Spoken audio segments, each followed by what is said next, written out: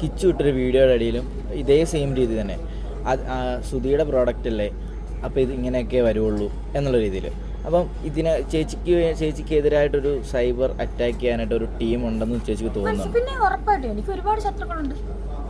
ഞാൻ അറിയാതെ തന്നെ എനിക്ക് ഒരുപാട് ശത്രുക്കളുണ്ട് എന്ന് എനിക്കിപ്പം മനസ്സിലായി. ഈ കുറച്ച് ദിവസമല്ല, ബിഗ് ബോസിൽ പോയിട്ട് ഞാൻ എന്ന് വന്നോ അന്ന് തൊട്ടാണ് എനിക്ക് മനസ്സിലായി എനിക്ക് ചുറ്റും അല്ലെങ്കിൽ എനിക്ക് നെഗറ്റീവ് അടിക്കാൻ ഒരു ഗൂഢാലോചന തന്നെ.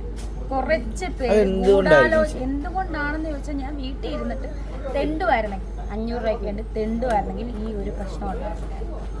ഞാൻ അവരുദ്ദേശിച്ചതിനേക്കാളും ബിഗ് ബോസ് വിടാതിരിക്കാൻ എന്നെ 100 പ്രാവശ്യം അവർ ശ്രമിച്ചു, ഒന്നും നടന്നില്ല. ബിഗ് ബോസ് ഞാൻ പോയി, ഞാൻ സ്വന്തമായിട്ട് ഇറങ്ങി, അന്തസ്സായിട്ട് ഇറങ്ങി വന്നു.